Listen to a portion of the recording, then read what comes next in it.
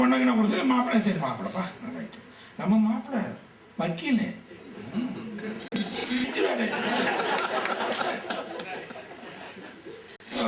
அந்த வக்கீல் அவன் செத்து போகும்போது என்ன செய்வான்னா அவனுக்கு ஒரு நம்மள மாதிரி ஒரு 12-15 குழந்தை இருக்கும் இல்லையா.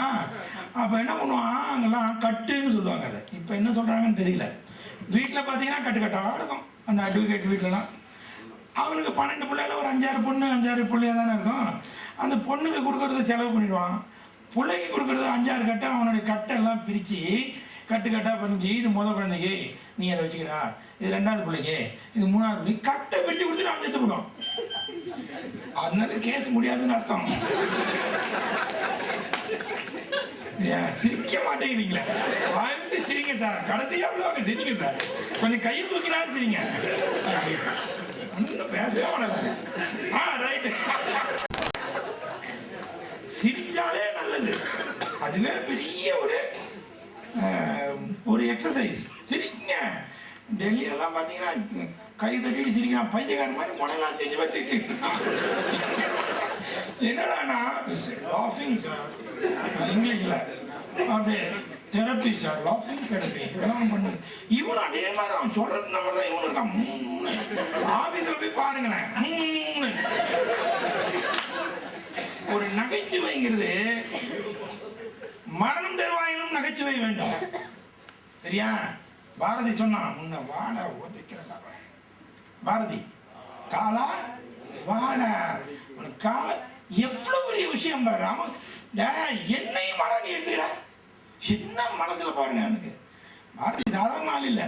வாடா எவனா சொல்லுவானா உடனே அங்க ஐயோ கொழுக முடுபட்டு தெய்வமே இன்னில உடனே எமதாரோ ராஜான்னு சொல்றேன். நேற்று வெள்ளி நான் சொல்ல மறந்துட்டேன். இன்னைக்கு நான் நிச்சயமா சொல்றேன். அந்த மாதிரி பக்கத்துல விட்னஸ் கூட வச்சிருக்கேன். விட்டுட்டு தான் சொல்லுவான். இவன் சொன்னான், உன் தொழில் என்ன எடுத்துன்னு போறது, வாடா ஒத்துக்கிறேன்டா வாடா.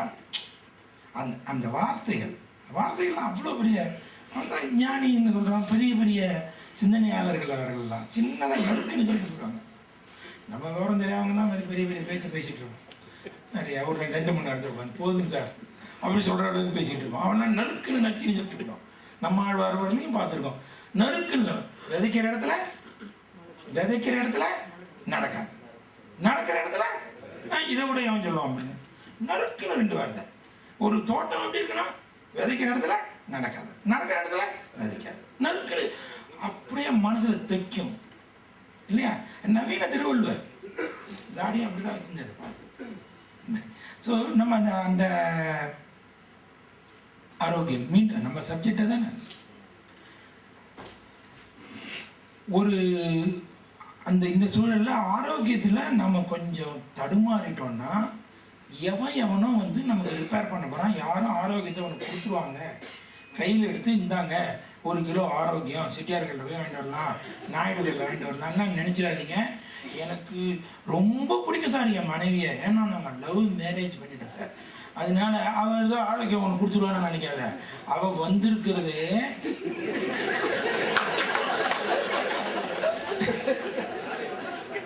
வயசு வருஷா இப்படி என்ன காதலிச்சு துரத்தி பஸ்லாம் ஓடி வந்த தொங்கிட்டே ஓடி வந்த அவன் சார், அந்த காதலில் இருக்கிற அந்த தலைவன் சார் அப்படின்னு நினைக்க. அவன் ஒன்று தொட்டதே எதுக்கு? அவனுடைய சுயநலத்தை உன் மேல சுமத்துறதுக்கு தான். அது மாதிரி வயசு வருஷா நீயும் உன்னுடைய சுயநலத்தை அவன் மேல சுமத்துறதுக்கு தான் நம்மளும் பண்ணிட்டு இருக்கோம். ஸோ ஒருத்தருக்கு ஒருத்தர் ஆரோக்கியத்தை கொடுத்து கணவன் மனைவி கூட கொடுக்க முடியாதுன்னு சொல்றதுக்காக சொன்னேன். கணவன் மனைவி உங்க கஷாயம் வேணா போட்டு கொடுப்பா. ஒருவேளை இது கடைசியா இருந்துட போறது எனக்கு கவலை இல்லை. கேட்டு கொடுக்காத போட்டு நான் என்ன பண்றது? பாவம் இல்லையா? நாளையோட நின்று போச்சுங்க. அந்த கஷாயம் கேட்டாருங்க, கஷாயம் கேட்டாருங்க, கொடுக்க முடியாத பாவி ஆயிட்டேனே. அதனால என்ன பண்ணுவாங்களோ கொடுத்துரு, என்ன பேசாமலே கொடுத்துரு. கேட்டதை கொடுப்பா. ஆரோக்கியத்தை ப்ளீஸ் எனக்கு ஒரு 2 கிலோ ஆரோக்கியம் ப்ளீஸ் கொடுங்க, மீண்டும் கொடுங்கன்னு கேட்டால் எந்த மனைவியும் கொடுக்கக்கூடாது. சரி, உங்களுக்கு அன்பான குழந்தை, பெண் குழந்தை தானே ஆம்பளைகளுக்கு பிடிக்கும். அது ஏன்னு தெரியல. அது என்னமோ எனக்கும் கூட அப்படிதான். அந்த பெண் குழந்தை மேலே அது என்னன்னு புரியல. அது ஓடி வந்ததுன்னா பெண் கொஞ்சம் நேரம் பட்டு சக்கா போட்டுக்கிட்டு இப்படி சுற்றி வருதுன்னா அது அப்படியே கண்ணிலே நிற்குது, சினிமா பிடிச்ச மாதிரி. எத்தனை வருஷம் ஆனாலும் அது என்ன புரியல. அது மாதிரி பெண்களுக்கு ஆண் குழந்தைகளை பிடிக்குமோ என்னமோ தெரியல, அவங்க தான் சொல்லணும். அதை ஆம்பளைங்களை பிடிக்குமா ஆண் குழந்தைங்களை? எல்லா குழந்தைகளும் பிடிக்கும். அதில் ஒன்றும் அப்படி ஒன்றுங்கிற வித்தியாசம் இல்லைன்னு தான் நான் சொல்ல வரேன். அது என்னமோ எனக்கு ஆண் குழந்தைகள் விளையாடுறத விட ஒரு பொட்டை பிள்ளைங்க 4-5 பேர் ஒரு சுற்றி சுற்றி விளையாடுச்சுன்னா அது மேலே ஒரு நல்லா இன்னும் விளையாடுது, இன்னும் விளையாடாத விளையாட்டை விளையாடுறது போல தோணுது. அது மாதிரி. ஸோ யாரும் உங்களுக்கு ஆரோக்கியத்தை கொடுக்க முடியாது, நீங்கள் தான் உங்களுடைய ஆரோக்கியத்தை தேடி கண்டுபிடிச்சிக்கணும். ஆரோக்கியம் உங்கள் உடலிலிருந்து 1 சென்டிமீட்டர் கூட வெளியில் இல்லை, அதையும் புரிஞ்சுங்க. ஆரோக்கியம் என்பது உங்கள் உடம்புல உட்பட்டது, உங்கள் ஆளுகைக்கு உட்பட்டது. அதுலேருந்து நீங்கள் கொஞ்சம் எடுத்துக்கலாமே ஒழிய நீங்கள் ஏதோ பக்கத்தில் இருக்கிறவங்கள்டேருந்து வாங்கிக்கலாம், அங்கேருந்து வாங்கிக்கலாம், இல்லை நம்மக்கிட்ட கொண்டு வரலாம் அப்படின்லாம் நினச்சிக்காதீங்க. ஸோ ஆரோக்கியமாக வாழ்வது ஒரு கலை. அந்த கலையை எங்கே தொடருதுங்கிற கவலையில் தான் இவ்வளோ பெரிய விஷயங்கள். நீங்கள் எங்கே இருக்கிறீர்களோ அதை தொடுங்க, அதுதான் வெற்றி பெறும். நான் சொல்கிறேன்னேன்னு சொல்லிட்டு காலம்பரம் 5:30 மணிக்கு எழுந்துட்டு நான் தியானம் செய்ய போகிறேன்னு சொன்னீங்கன்னா உங்களுக்கு வீட்டை சுற்றி இல்லை வீட்டில் உள்ளவர்களையும் சுற்றி ஒரு 10 பேர் விரோதி ஆகிடுவாங்க. இந்த ஆள் நல்லா தான் நான் தஞ்சாவூருக்கு போக போகிறேன் இல்லையா? மனைவி இல்லை கணவன் எப்படி வச்சுங்க, மனைவின்னு சொல்கிற இடத்துல கணவன் வச்சுங்க. இதோ மனைவி மட்டும் தனியாக சொல்கிறதா நினைக்காதீங்க, கணவனும் சேர்ந்தது தான். ஏம்மா நல்லதானமா இருந்த, இனிமே இந்த டிஆர்டிஓ வரட்டும், அவன் எந்த மீட்டிங் அனுப்பாத, நீ மாதிரி 5:30 மணிக்கு எழுந்து தியானத்தில் உட்காந்தானா எவன்டி சமைப்பான், எவன்டி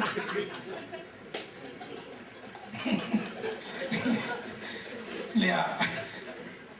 மரம் நட போறேன்னு சொல்லிட்டு கடைசியில் எங்க வந்து நிற்கிறேன், எவரையும் சேர்த்தான்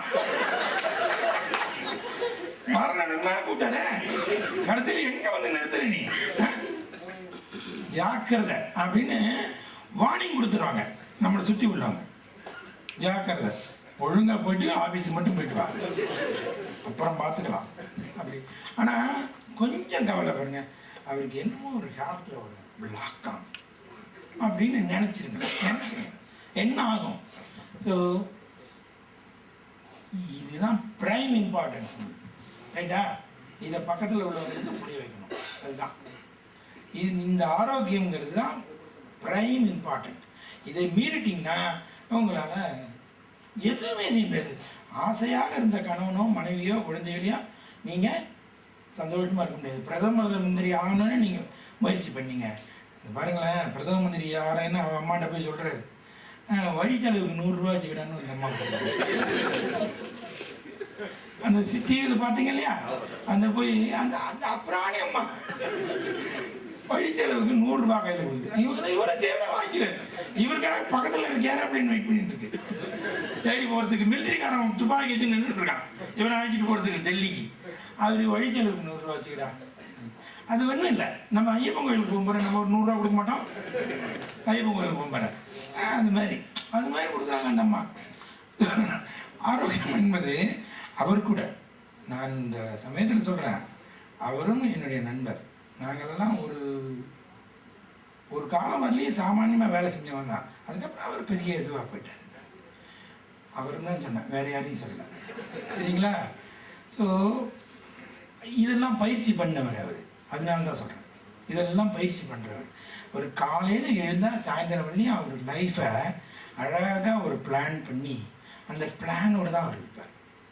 அதனால தான் அவரால் கவலையே படாமல் போயிட்டுருக்காரு. இத்தனை கவலை, ஒரு ஃபுல்லாக கவலை, அங்கே வச்சா சுடுவான், இங்கே வச்சா சுடுவான், அங்கே வந்து அடிப்பான், இங்கே வந்து உதைப்பான். அவர் மேலே கொலைகாரன்னு கேஸு, எத்தனையோ பேர்லாம் போட்டு எத்தனையோ கேஸு, அவர் மாட்டில் சரியாக போயிட்டுருக்காரு வந்துட்டுருக்காரு. காரணம் என்னென்னா அவர் வாழ்க்கை முறையில் அந்த ஆரோக்கியத்தை துளி கூட கவலைப்பட்டுக்க மாட்டார், கெடுத்துக்க மாட்டார், நல்லா பண்ணிட்டு இருக்காரு. அது ஒரு வாழ்க்கை முறையாக வாழ்ந்துட்டுருக்காரு. அந்த மாதிரி அது இன்ஸ்பிரேஷன் தான் சொன்னார். ஸோ இப்போ பார்த்தீங்கன்னா காலம்பரை எழுந்துக்கணும்னு சொல்கிறதே தப்பு. நீங்கள் எழுந்துக்கிற நேரத்தை காலம்பரை 5:30 மணியாக வச்சிங்க. சிரிச்சிட்டீங்க, நேற்றுக்கு சிரிச்சாங்க, அதனால இன்னைக்கு வேற என்ன பண்ண முடியும், காம்ப்ரமைஸ். மக்களுடைய தூரம் ரொம்ப போயிடுது. நம்ம ஒரு ஆரோக்கியத்துக்கும் மக்களுக்கும் சார் அது மட்டும் முடியாது சார், எது மட்டும் எதை சொன்னாலும் அது மட்டும் முடியாது சார். ஏன்னா காஃபி குடிக்க அதெல்லாம் என் மனைவியே சொன்னா, நான் எங்கேயாவது மாதிரிக்க போயிட்டு காஃபி குடிக்க விடாதாண்டி, இந்த வேலை வச்சுக்காதீங்க, இந்த வேலை மட்டும் எங்களுக்கு சொல்லாதீங்க, மிச்சம் எது வேணாலும் சொல்லுங்க, உங்களுக்கு கஞ்சி வேணா தரேன், இன்னைக்கு கொடுத்த மாதிரி சூப் வேணா தரேன், எது வேணா தரேன், என்ன காஃபி கொடுக்காதுன்னு சொல்றதுக்கு நீங்க எங்க அப்பா கிட்ட சொல்லுவீங்க, தொலைச்சி விடுவாரு. என்ன நினைச்சிட்டு இருக்கீங்க? ஸோ எதையுமே அப்படி பண்ணாதீங்க, அப்படி ஆகிடக்கூடாது. முதல் தகுதி என்னன்னா, அட்லீஸ்ட் மைண்டை ஒரு ஓப்பன் சட்டி இருக்குல்ல, பேன், அதில் எப்படி இருக்கும், மூடி இருக்கும். அப்போ முதல்ல என்ன பண்ணுவோம், டக்குனதை போடுவோம், அப்புறம் எண்ணெயை போட்டுருவோம், அப்புறமா உளுந்த பருப்பு போடுவோம், அப்புறம் கடுகு போடுவோம்ல, எல்லாம் சேர்ந்து எல்லாம் போட்டு டக்குன்னு வேணா கொஞ்சம் கிளறிப்போம், அப்புறம் வேணா கொஞ்சம் மூடி வச்சுப்போம். இல்லை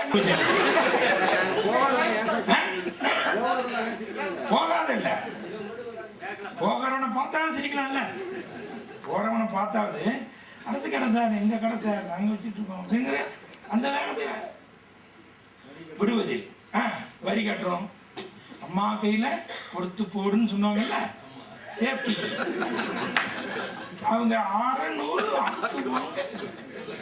இவங்க ஊருக்கார தான் எழுதினார் அதையும், சரியா? அது மாதிரி ஒரு பெரிய தன்மையில, ஒரு பரந்த மனப்பான்மையில தான் சில விஷயங்கள் செஞ்சுக்கிறோம், அது தப்பா போயிடுது. என்ன பண்ணுறது நம்ம? அதனால சில பேருக்கு விடுவதில் துவங்கும், சில பேருக்கு இணைத்துக் கொள்வதில் துவங்கும். அது மாதிரி நீங்க எழுந்துக்கிற நேரத்தை மீண்டும் ஒரு 5:30 மணியாக வைத்துக் கொள்ளுங்கள்.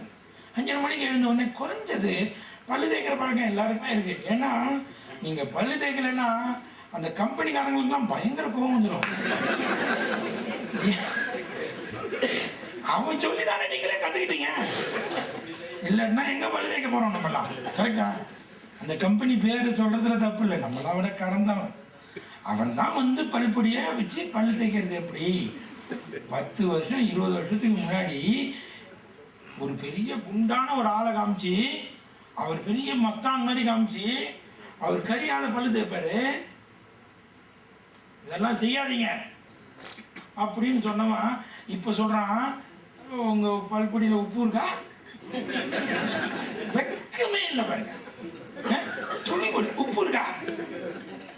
ஏண்டா நாங்க அதுதாண்டா தேய்ச்சிக்கிட்டு இருந்தோம், அந்த காலத்துல இருந்து இந்த காலம் வரையும் இப்படிதாண்டா தேய்ச்சிக்கிட்டு இருந்தோம், இத்தனை வருஷமா தேய்க்க சொன்னாங்கிற மடவா நீ? இப்ப உப்பு இருக்கான்னு வேற சந்தேகத்துல கேட்கற. எங்களுக்கு தெரியண்டா என்ன இருக்குன்னு. நீங்க வேணா உப்பு துவச்சிங்க, மிளகா வேணா மிளகா துவச்சிங்க, எங்களுக்கு வேண்டாம். எங்களுக்கு அந்த காலத்துல இருந்து நாங்க வந்து ஒழுங்காதான் பல்லு தேய்ச்சிக்கிட்டு இருக்கோம், கரெக்டா? இந்த பல்லு தேய்க்கிறத இப்ப கூட அவன் சொல்லி கொடுத்தது, பல்லு தேய்ச்சி விடனால் பல்ல தேய்ச்சிக்கிட்டு ஈரல தான் இந்த இடத்துல ஒரு எக்ஸ்டர்னலா தேய்ச்சிக்கிட்டு இருக்கிறதுன்னு நாமளும் நம்பிட்டோம். இது இல்லை, பல்லு தேய்க்கிறது எங்கேயாவது இடத்துல பெரிய தமிழ் இலக்கியங்கள்ல கூட ராத்திரில பல்லு தேய்ச்சி கொண்டு ராஜா உறங்கினாம இருக்காங்க. அது எல்லா சாஸ்திரத்தையும் ஒட்டி தானே அந்த இலக்கியங்கள் வந்திருக்கேன். சின்ன சின்ன ஆறு இப்படி வளைஞ்சி போறத கூட அவன் அப்படியே எழுதுறான். அவன் ஒரு பெண் எழுதுனா அப்படியே மேகமாக போச்சு அவன் ஒரு தலைமுடி. எப்படி ஒரு பெண்ணை விளைவிக்க இது பண்ணா அவன் இதில் காத்துல போகும்போது அப்படியே மேகமாக தெரிஞ்சுதான் அவனுக்கு. இப்படிலாம் வர்ணிச்சவன் எங்கேயாவது ராத்திரி ஒரு பல்லு தேய்த்து விட்டு அவருக்கு உறங்க சென்றார் அப்படின்னு எங்கேயாவது சொல்லியிருக்கானா? பல்லு தேய்ப்பது என்பது பல்லு தேய்ப்பது அல்ல, பல்லு தேய்ப்பது என்பது வயிற்று கழுவது. புரிஞ்சுங்க, பல்லு தேய்க்கிறது வயிற்று கழுவது. எப்படி பல்லு தேய்க்கணும்? இந்த நடுவரல் எடுத்துங்க, சாதாரணமா தேய்ங்க. உலகிலேயே உயர்ந்த சாஃப்டானது எது? பிரஷ் எது? ஓரல் பீன் சொல்லிடுவீங்களோன்னு பயிர் விரல் தான். ஓரல் பீக்கு அறிவு கிடையாது, இதுக்கு அறிவு உண்டு. பல்லுக்குள்ள போயிடாய் இத்தனை எம்எம் விட இன்னும் கொஞ்சம் இருந்தது, அத்தனை எம்எம் விடுறா கரெக்டா வலிக்காம உள்ளாட போயிட்டு வந்துடும் சொல்லும். இதுக்கு தெரியும், கரெக்டா போயிட்டு வந்துடும். அங்க அவ்வளவு தூரம் கரெக்டா வந்துடும். ஸோ உள்ளுக்குள்ள போயிட்டு தேய்க்கும். சாதாரண கை அழுத்தத்துல தேய்ங்க. இந்த 2 விரலை வச்சு நாக்க அப்படி கொஞ்சம் தேய்ங்க. அப்படி தேய்க்கணும். உள்ளார அப்படி ஒரு நோய் அந்த வாயில் வாந்தி எடுக்கக்கூடிய அந்த ஃபீலை உருவாக்குங்க. அப்போ என்ன ஆகும், அப்படியே அடியிலிருந்து வாயில் பொல பொல பொல பொலன்னு ஒரு திரவம் உருவாகும். வாயில் ஆயத்தில் இருக்கிறதெல்லாம் வெளில வரும். அதுக்கு பேர் நன்மை செய்யக்கூடிய விஷயம். உங்களுக்கு ரொம்ப ஜென்டிலாக இருக்கிறதா நினச்சிக்கிட்டு இதுதான் ரொம்ப சத்தம் கிட்டம் போடாமல் அப்படியே ஜென்டிலாக வந்தோம்னா அதுவும் சத்தம் போடாமல் ஆரோக்கியம் உங்கள் உடம்புல தூங்க ஆரம்பிச்சிடும். சரிங்களா? எடுங்க, கொஞ்சம் தள்ளி தான் போய் கொடுங்களேன். அதுக்கு மரம் நட்டுருக்காங்க. அவர் சொன்னதை ஒரு மரத்தை நட்டுட்டு தானே அங்கே தான் நான் வாய்க்கு பிடிப்பேன்னு சொல்லுங்கள். அதுக்கு மருந்தாக போயிடும். எதுக்கு? சரி, மரத்துக்கு வாய்க்கு பிடிச்சிருக்கேன் சரிங்களா? ஸோ அது வளர்ந்துடும். ஸோ அப்படி செய்யணும். அதுக்கப்புறம் கட்டவரலை தொட்டு இந்த மேல் அன்னம் தொடுவதுமா, இந்த மேல் எண்ணத்தை கொஞ்சம் தேய்ங்க. அப்படி தேய்ச்சி அப்படியே கொஞ்சம் உள்ளார கொஞ்சம் எவ்வளோ தூரம் போக முடியுமோ உள்ள தூரம் போக விடுங்க. கையில் நகம் இருக்கக்கூடாது. இல்லைன்னா என்ன ஆகும்? பொதுவாகவே நகம் இருக்கக்கூடாது. நீங்கள் என்ன புளி ஆச்சிங்கம்மா? நகம் வந்து சதையோடு தான் இருக்கணும். அது இவ்வளோ நீட்டு இருக்கிறது என்னது? அது மேலே அப்புறம் அழுக்கா போச்சுன்னு சொல்லிட்டு பாலிஸு. அந்த பாலிஸில் தான் சொல்கிறான் அத்தனை கேன்சருக்கு வரக்கூடிய அனைத்து விஷயங்களும் அடங்கியதுன்னு அதில் எழுதியிருக்கான். உங்களுக்கு கேன்சர் தரக்கூடிய அத்தனை விஷயங்களும் அடங்கியது நெயில் பாலிஷ் அப்படிங்கிற. அதுதான் நம்ம போட்டுக்கிட்டு புடவைக்கு தகுந்த மாதிரி சட்டைக்கு தகுந்த மாதிரி ஆம்பளை கூட அடிச்சுக்கலாம். ஏன் கொஞ்சம் மருதாணி வச்சுக்கிட்டா என்னவா? இந்த மருதாணி வச்சு அதாவது உபயோகம் உண்டு. மரம் வளர்க்குறதுக்கு போல மருதாணி மரத்தை வளங்க. வீட்டில் மருதாணி வச்சுக்கலாம்ல. ஏன் பண்ண மாட்டேங்கிறோம்? இந்த நெயில் பாலிஷ் அடிச்சுக்கிட்டு அதை எடுக்கிறதுக்கு ஒரு தினம் எடுத்தாகணும். எங்கள் வீட்டில் நல்லா ஷேவ் பண்ணுவாங்க. எங்கள் அப்பா சொல்லுவாங்க, என்னடா தினம் அப்படிம்பாங்க. ஒரு கோட் ஒன்று கொடுப்பாரு. when you go to church you have to shave and go அப்படிங்கிற. சர்ச்சுன்னா கடவுள் கும்பிட்றது இல்லை. சர்ச்சுன்னா கூடுற இடத்து சொல்கிறது. எதை கூடுவதோ அந்த சர்ச்சுமாங்க யூரோப்பில். So when you go to church you have to shave you have to daily shave it and go அப்படிங்கிற சாஸ்திரம் வெள்ளக்காரன் சொல்லி கொடுத்துருங்க. அதனால் நம்ம தினம் ஷேவ் பண்ணிவிட்டு நம்ம போயிட்டு இருக்கோம். ஏன்னா கூடுகிறோம். 4 பேரோட கூடும்போது தாடி இருப்பது நாகரிகம். அப்படி ஒரு கற்பனை உங்களுக்கு. நம்ம ஊரில் தாடி வச்சாதான் நாகரிகம். நானாவது திருப்தி பட்டுக்கிறேன். கரெக்டா? நம்ம நண்பர் கூட வச்சுருக்காங்க. உண்மையிலே நீங்கள் ஒரு அளவை விட்டு கடந்து போங்களேன். இதெல்லாம் இம்பார்ட்டன்ஸ் கொடுக்கவே மாட்டீங்க. தாடி வச்சாலும் சரி தான் வைக்கலன்னு. ஒரு மனிதனை இதயத்தை நீங்கள் பார்க்க ஆரம்பிச்சிங்கன்னா அவங்க உருவத்தெல்லாம் ஒன்றுமே கிடையாதுங்க. வாழ்க்கையை வாழ்ந்துக்கிட்டு இருக்கிறவங்க சொல்கிறாங்க, நம்புங்க ப்ளீஸ். ஏன் அவர் தானே இளைஞர் தாடி கிட்டி வச்சுக்கிட்டு எல்லாத்தையும் அவங்க மனைவி அதை என்ஜாய் பண்ண ஆரம்பிச்சாங்க. ஓகே தாடி தானே, ரைட்டு, ஓகே இல்லையா? இதுக்கெல்லாம் ஒரு பெரிய முக்கியத்துவம் இல்லைன்னு சொல்லுவாங்க. அவர் தாடி வச்சுனாலும் சரி தான், ஷேவ் பண்ணாலும் சரி தான், அதை பற்றி எனக்கு ஒன்றும் ஆச்சரியம் இல்லை. ஆனால் இதுக்கெல்லாம் ஒரு லைட்டு, வெரி லைட் இம்பார்ட்டன்ஸ், அவ்வளோதான். ஏன்னா he has gone beyond this. அது உள்ளார போயிட்டாரு. அதுக்கெல்லாம் அடையாளம் இதான்.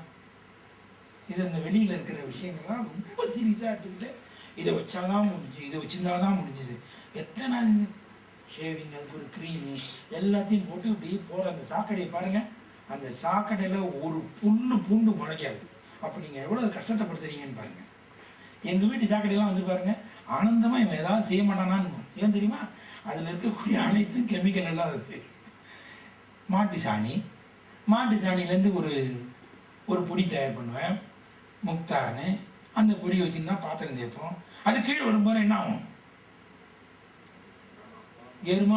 எருவாக போகும். எண்ணெய் இருக்கும். எண்ணெய் வடிகட்டுறதுக்கு ஒரு ரொம்ப ஈஸியான ஒரு விஷயம். ஒரு 3 அடி உயரத்துக்கு ஒரு இது போட்டிங்கன்னா, ஒரு ட்ரம்மு, அதில் சரியாக பாதியில் ஒரு டியூப்பை இணைக்க, அவ்வளோதான். எண்ணெய் தோட்டத்துக்கே போகாது. ஏன் எண்ணெய் போகாது? எண்ணெய் மிதக்கும். அப்போ ரொம்ப எண்ணெய் இது வரலையும் ரொம்பவும் தண்ணி. அப்போ மேலே தான் இது இருக்கும், கீழே தான் இது போகும், தண்ணி போயிடும். ஸோ அதுவே பிரித்து போயிடும். ஸோ இப்போ பார்த்தீங்கன்னா மேலே மிதந்து கொண்டே இருக்கும். அது நீங்கள் ஒரு நியூஸ் பேப்பரை போட்டோ இல்லை ஒரு சாக்கு, அந்த சாக்கு இப்படி அப்படி நினச்சி அப்படி எடுத்து போட்டிங்கன்னா, இந்த சீட்டு கட்டில் போடுவாங்க பார்த்தீங்களா, அப்படி ஒன்று போடுவாங்க இல்லை. ஸோ அந்த மாதிரி எடுத்து அப்படி போட்டு விட்டுருந்தீங்கன்னா அந்த எண்ணெய் அதோட வந்துடும், சாக்கோட வந்துடும். சரியா போச்சு. நல்ல தண்ணி உங்கள் தோட்டத்துக்கு போயிடும். அது இதே மாதிரி தான். ஸோ ஸோ சிம்பிளான விஷயங்களை நம்ம மறந்துட்டோம். இது எனக்கு ஒரு கெமிக்கல் ஜெல் போடுறேன் சார் அப்படின்னு. ஸோ எவ்வளோ விஷயத்த நம்ம தப்பாக பண்ணிக்கிட்டு இருக்கோம். அதுக்காக ஷேவ் பண்ணிக்காதுன்னு சொல்லலை, நீங்கள் ஷேவ் பண்ணிடுறீங்க. அந்த காலத்துலேயே ஷேவ் பண்ண ஆளுங்களாம் ஆதிசங்கரை பாருங்கள், மழை ஷேவ் பண்ண முகம் தானே. அவருக்கு யார் ஷேவ் பண்ணி தன்னிச்சே ஷேவ் தான் பண்ணிடுவார். அதனால தான் அந்தமாரி ஃபோட்டோவை போட்டுடலாம். கரெக்டுங்களா? ஷேவ் பண்ணுறது தப்புன்னு சொல்ல வரல, அதில் கெமிக்கல் இணைவது தப்புங்க. ஸோ நீங்கள் பார்த்தீங்கன்னா இந்த பல்லு தேய்க்கிறத திருப்பி நம்ம சப்ஜெக்டை விட்டுறக்கூடாது. இந்த துணை கதைகளை சொல்லும் போது சரிங்க, துணை கதைகளை தூர போட்டுருங்க, சப்ஜெக்டுக்கு வந்துடும். கரெக்டுங்களா? எதுக்கு துணை கதைன்னா கொட்டாய் நீங்கள் விட்டுறக்கூடாதுங்கிற ஒரே எனக்கு. அப்புறம் சார் அப்படின்னீங்கன்னா போச்சு, நான் பஞ்சர் ஆகிடுவேன். அதனால தான் இந்த துணை கதைகள்லாம் அப்படி எப்படி சேர்த்துக்கிட்டு அது கொஞ்சம் நல்ல விஷயத்த சொல்கிறேன். அதனால் அதே மாதிரி நீங்கள் அன்னப்பறவைகளாக இருந்து துணை கதைகள்லாம் தூரம் போட்டுருங்க. இந்த மெயின் கதை ஆரோக்கியம் தான் நமக்கு. ஸோ பல் தேய்ப்பது அப்படி. பல்லில் தேய்க்கணும்னா உப்பு இருக்கணும். உண்மையில் இதை நாங்கள் கரடியாக கற்றணும், முயலாக கற்றணும், சிங்கமாக கட்சித்தோடனே ஒத்துக்கிட்டான். உப்பு இருக்கா கேட்கலாம். எத்தனை நேரம் சொல்லணும் உப்பு வேணும்டாங்க, உப்பு கூடாதுன்னா சர்க்கரை தான் சேர்ப்பேன்னா. ஊரில் எவனுக்குமே சர்க்கரை இல்லை, ஆனால் இந்த கம்பெனிக்கு மட்டும் சர்க்கரை டன்னாக போகும், கொண்டு கொட்டுவாங்க. பல் பொடியில் சர்க்கரை சேர்க்குறேன் அப்படின்னு சொல்லிட்டு அந்த மாதிரி சேர்த்து கடைசியில் என்ன இப்போ ஒத்துக்கிட்டான். இப்போ ஒத்துக்கிட்டான். ரைட். எப்போ இந்த மெதுவாக சொன்னதெல்லாம் இல்லை, சிங்கம் மாதிரி கர்ஜித்தோம். உப்பு வேணும், எஸ் நாங்கள் உப்பு இருக்கா. இப்போ அவனே கேட்டான், நீ கஷ்டப்படாத, இப்போ நாங்கள் அதை சொல்கிறதுல உப்பு வேணுமா, அவன் தான் சொல்லிட்டு இருக்கானே. கரெக்டா?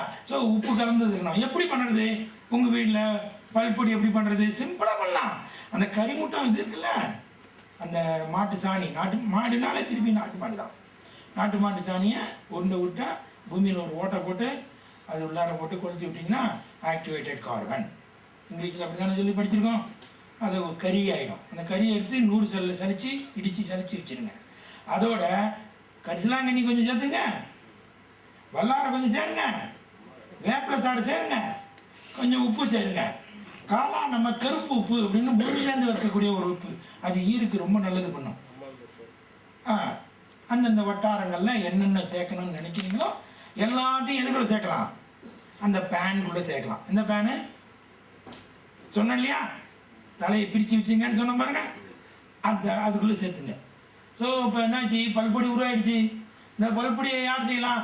நீங்கள் யார் அந்த மாணவர்களாகவோ அந்த கிழவர்களாகவோ வயோதிகர்களாகவோ பிடிச்சிங்க பார்த்தீங்களா, அவங்ககிட்ட இந்த விஷயத்தை சொல்லிடுங்க. சரியா போச்சு. அவனுக்கும் உற்பத்தி பண்ணிப்பான், உங்களுக்கும் கொடுத்துருவான். அவனுக்கு ஒரு தொழில்நுட்பத்தை கற்றுக் கொடுத்தீங்கிற ஒரு நப்பாசையில் தான் உங்களுக்குலாம் சார் நாங்களே கவர்மெண்ட் வேலையை இவ பல்பொடி வியாபாரியாக ஆக்குறீங்களா சாருங்கிறதுக்காக உங்களுக்கு சொல்லலாம். உங்களை பல்பொடி வியாபாரியாக ஆக்கணும்னு சொல்ல வரல. இந்த விஷயம் உங்கள்கிட்ட போச்சுன்னா அது அப்படியே கீழே போகும், டவுன்டி அதோட பெர்குலேட் ஆகும்னு சொல்கிறது. நல்ல விஷயங்கள் ஆல்வேஸ் பெர்குலேட்ஸ். என்ன குட் திங்ஸ், நல்ல விஷயங்களை பார்த்தீங்கன்னா மேலேருந்து கீழே தான் வரும். அதான் சொன்னார் பாரு, வானத்திலேருந்து கீழே வருகிறது. வானத்திலேருந்து தான் வரும், இல்லைன்னா வானத்திலேருந்து வருவது நல்லதுன்னு நினச்சிங்க. மழையில் நினைஞ்ச ஜலிப்பு வரும். யார் சொன்னது? ஜாலியாக என்ஜாய் பண்ணுங்க சார், மழையில் நினைங்க சார். இல்லைன்னா அப்புறம் நீங்கள் ஒரு வீட்டை கட்டிட்டு வீட்டையே தூக்கிட்டு போகிற மாதிரி ஆகிடுங்க சார். கால் மழை வந்தாலும் வருது. இப்போ கொடை தான் வச்சுட்டு இருக்கோம், அப்போ கொடை சாரலில் அடிச்சிடுவோம். காலில் கட்டவரில் மழை பட்டுருச்சு சார். அடுத்த ஜெனரேஷனில் காலில் கட்டவரில் மழைத்தலை பட்டுருச்சான், அதனால ஆஸ்பத்திரியில் அட்மிட் ஆகிட்டார் சார். இப்படி ஒரு நிலை வரணுமா? அதனால் மழையில் நினைக்கணும். நீங்கள் மழையில் காக்கா குருவிக்கெல்லாம் எந்த கொடையை வச்சுன்னு உட்காந்துருக்கு? குஞ்சு போட பொறிப்பதற்கு மட்டும்தான் கூடு கட்டும். நீங்கள் பார்க்கலாம். நீங்கள் அது போய் வாழறதுக்காக கூடலாம் நினைக்காதீங்க. அப்படின்னா காக்கா பேன் மாதிரி தான் கூடு கட்டிகிட்டு இருக்கோம். பார்க்கலாம். நீ அதுக்கு மேலே இருக்கான்னு அதுக்கு அப்படியே வச்சு கட்டும். ஒரு சட்டி கட்டுறது போல், சட்டி நிமித்து வச்சது போல் இருக்கும். அது சேஃபாக உருண்டு ஓடி விடாமல் இருக்கிறதுக்காக அது கூடு கட்டுது. ஸோ மழையில் நினைவது சகஜமான விஷயம், ஆரோக்கியத்துக்கு அடிப்படை. இது நினைங்க. அதில் முதல்ல 2 நாளைக்கு ஜுரம் வரும், கவலைப்படாதீங்க. அதையும் மீறி நீங்கள் வளர்ந்துருவீங்க. வளர்ந்து வந்துட்டிங்கன்னா வெற்றி. மழையில் நினைஞ்சிக்கலாம். நாங்கள்லாம் சொல்லுவோம், மழை அது வேலையை செய்யுது. என்ன கேட்போம், நம்ம இங்கேருந்து திருவாரூரில் ஒரு தடவை கோவம், சமுதாயத்துக்கு மேலே கோவத்தை பாசிட்டிவாக எப்படி பண்ணுறதுங்கிறதுக்கு இது ஒரு அதான். பஸ்ஸில் போய் ஏறலான்னு போனால் பஸ்ஸில் இடம்னு சொல்லிட்டேன். நானும் கொஞ்சம் சரக்கெல்லாம் வச்சுக்கிட்டு இருக்கேன், பொருளெல்லாம் எடுத்துகிட்டு போனேன். வந்து டிவிஎஸ் 50 பார்த்தேன். அங்கே பார்த்தேன் இப்படி திரும்பி பஸ்ஸில் இடம்ல ஒரு படம் 2 பேர் கும்பகோணத்துலேருந்து தஞ்சாவூர் கும்பகோணத்துலேருந்து பார்த்தேன். ஒரு கண்டக்டர் சொன்னேன், எவ்வளோ தூரம் மெட்ராஸ்னா 300 கிலோமீட்டர் இருக்குங்க. 280 கிலோமீட்டர் அவ்வளோதானே. நம்ம ஊர் சொல்லியிருந்து 250 மீட்டர் கம்மியாக வண்டி எடுறான்னு டமான ட்ருன்னு நம்ம ஆடில் போயிட்டேன். எங்கே சென்னைக்கு போய் சேர்ந்துட்டேன். 3:30 மணிக்கு கிளம்பினேன். ஒரு மணிக்கு நடுவில் ஒரு இடத்துல நின்னேன், 2-3 இடத்துல நின்னேன், போய் சேர்ந்துட்டேன். இன்னும் ஆகலை. மறுநாளைக்கு எனக்கு வேலை இருந்தது, நான் மறுநாள் என் வேலைக்கு சேர்ந்துட்டேன். முடியுமா? முடியுமா? எப்போ முடியும்? அது உத்தரகண்ட் மாதிரி ஏதாவது பூமி உடஞ்சி கீழே விழும்போது உங்களை ஓட சொன்னா மதுரைக்கு ஓடி போய் நின்றுடுவீங்க. கரெக்டா? உத்தரகண்ட் மாதிரி நான் மழை பெய்ந்து விழுந்துருச்சு, நீ பூட்ட அதோடு சரி முடிஞ்சு போச்சு கதைன்னு சொன்னா நான் மதுரைக்கு போயிடுறேன்னு சொல்லிட்டு ஒரே ஓட்டம் நடந்தே போயிடுவோம். ஏன்னா அந்த தேவையில்லைன்னு நினைச்சிட்டு சுகமாக அப்படி நினைக்கிற விஷயங்கள் இருக்கு பார்த்தீங்களா? அது எவ்வளோ தூரம் வந்து போச்சுன்னா, காலம்பரம் எழுந்த உடனே பல்லு தேய்க்கிறதுக்கும் டாய்லெட் போகிறதுக்கும் கூட நான் நடக்க மாட்டேன்னு சொல்கிற அளவுக்கு ஆகிட்டு. நேற்றுக்கு விளையாட்டாக சொன்னேன், எவ்வளோ பேர் ரசித்தாங்கன்னு தெரியல. அதே தேவையும் முடிஞ்சு அட்லீஸ்ட் குறைஞ்சபட்சம் பக்கத்து வீட்டுலையாவது போய் நீங்கள் டாய்லெட் வச்சுட்டாங்க, கொஞ்சமாவது நடந்து போய். அதே மாதிரி அங்கே ஒரு அக்ரிமெண்ட் போட்டுங்க, நீங்களும் எங்கள் வீட்டில் வந்து போய்க்கலாம். நடக்கிறதே இல்லைங்க, அட்டாச்சு பாத்ரூமாங்க. நான் எப்படி வரும் உனக்கு? அதுல வேற நீ ரொம்ப உட்காராத. இப்படி உட்காந்துக்கிறதுல என்ன கஷ்டம்? கொஞ்சம் வெயிட் பண்ணு, உனக்கு ஒரு ஜாக்கி கொடுக்குறேன்னு ஜாக்கி அதை கொடுத்து தூக்கி வைத்தான். நீ உட்காந்துலாம் சிரமப்படாதப்பா, நின்ன நிலையிலே போகும். குழந்தை கூட போகாதுங்க, நின்று நிலையில வைக்கப்படுங்க. 1 வயசு குழந்தை போச்சுன்னா நம்ம என்ன சொல்லுவோம்? கடங்காரா பையன்தான், அன்பா. கடங்காராங்கிற வார்த்தை தப்பு இல்லை, கடங்காரா இப்படிலாம் போகக்கூடாது. அம்மா அப்படிதான் திட்டுவா. அது நின்றுட்டே போச்சுன்னு வச்சுங்க, உட்காந்து போய் சொல்லடா. அந்த உட்கார்ந்த ஸ்திதினா நிலை மிக போஸ்டர் மிகப்பெரிய யோகாசனத்துக்கு உட்பட்டது. போதுமா? மிகப்பெரிய யோகாசனத்துக்கு உட்பட்டது. அதுதான் நம்ம எல்லாம் மிஸ் பண்ணிட்டோம். எப்படி சார் இப்போ போய் எப்படி சார் முழங்கால் வலிக்குமே? உட்காந்து பாருங்க, உட்கார நீங்க வலிக்கலாம், ஆனா வலிக்காது. ஏன் தெரியுமா? அதுதானே பழக்கம், அதுதானே உங்க உடல் நிலைக்கு. அதானே அது ஒரு அருமையான ஒரு ஸ்திதி, அருமையான ஒரு போஸ்டர், அதுவான ஒரு நிலை. அந்த நிலைக்கு நான் போக மாட்டேன்னு சொல்லிட்டு இருந்தா அப்புறம் எப்படி எல்லாத்துக்கும் உனக்கு ஜாக்கி போடணும்? ராத்திரி ஒரு டிஃபன் மாதிரி சாப்பிட்றான். என்னன்னா இது ஒரு மலம் விளக்கிங்க. அடப்பாவி, எவ்வளவு எதிர்காலத்து திட்டம் பாருங்க எனக்கு. காலம்பரை மலம் போனோமா, அதனால ராத்திரியே அது இது கொஞ்சம் புரிஞ்சுக்கணும். எதிர்காலத்துக்கு எதை போடணுங்கிற கணக்கே கிடையாதா? அது மாதிரில சாப்பிட்டா அது மாதிரில வர மாதிரி இல்லை உங்க உடம்பு வச்சுக்கணும். அது வச்சுக்காது உங்க தப்பு தானே. அதை மாதிரி உணவு கொடுக்காது உங்க மனைவியோடைய இல்லை கணவனுடைய பொறுப்பு தானே. அது ஸ்பௌஸ் கொடுத்துடணும்ல. அது அவருக்கு எப்படி சமைப்பதுன்னு அவங்களுக்கு தெரியல, நமக்கும் தெரியல, சொல்லிக் கொடுக்கவும் தெரியல. ஸோ குறைஞ்சபட்சம் காலையில் எழுந்தவுடன் இப்படி விந்தி நடக்கிற பழக்கத்தை பண்ணுங்க ப்ளீஸ். அதுக்கப்புறம் 8 போடு 9 போடுன்னு சொல்லுவாங்க, ஓகே, அதெல்லாம் வேறு. ஆனால் குறைஞ்சபட்சம் பல்லு தேய்க்கும் முறையாவது இந்த மாதிரி விந்தி நடங்க. விந்தி நடக்குதுன்னு புரியுதா? முன்காலில் மட்டும் நடக்கணும், அந்த குதிகாலை தூக்கியபடி அப்படியே கொஞ்சமாவது அப்படியே போய் பக்கத்து வீட்டுக்கு போயிட்டு ஒரு அப்புறமா எக்ஸ்கியூஸ் மீன்னு சொல்லிட்டு let me use your toilet சார்னு கேட்டு எதுக்குன்னு மட்டும் சொல்லிடாதீங்க. இந்த மாதிரி பிரச்சனை இருந்தா நீங்க எங்க வீட்டில் வந்து வேறுபடுத்திக்கலான்னு ஒரு அக்ரிமெண்ட் MOU போட்டு கொடுத்துருங்க. குறைஞ்சபட்சம் do not use this attach bathroom, it is very difficult for you. உங்களால் ஜெயிக்கவே முடியாது, ஆரோக்கியத்தை எட்டி பிடிக்கவே முடியாது. கவலைப்படாதீங்க. வீடையும் அதுமாரி கட்டாதீங்க. வட மாநிலங்கள்லாம் பார்த்தீங்கன்னா யார் வீட்டில் அட்டாச்சு பாத்ரூம் இருக்கோ அவங்க வீட்டில் சாப்பிடவே மாட்டாங்க. யார் வீட்டில் அட்டாச்சு பாத்ரூம் இருக்கோ அவங்க வீட்டில் சன்னியாசிகள் வந்து சாப்பிட மாட்டாங்க. அது கொஞ்சம் தள்ளி தான் இருந்துட்டு போகுது. இப்போ என்ன ஆகிட போகுது உலகமே? இப்போ என்ன ஆகிட போகுது? அதெல்லாம் இல்லை. என்ன இரவு ஒன்றுக்கு போகுது தப்பு. படுத்தீங்கன்னா தூங்கணும், எழுந்தா ஒன்றுக்கு போகணும், அதான் கரெக்டா? ராத்திரியில் ஒரு தடவை ஒன்றுக்கு வந்துன்னா ஏன் வருது? புரியுதா? ஆரோக்கிய குறைவுங்கிறத புரிஞ்சுங்க. இரவில் நடு இரவில் போய் ஒன்றுக்கு போகிறது அது வந்து எழுப்புங்க. ஏன்னா என்ன பண்ணிக்கலான்னு தெரியாது.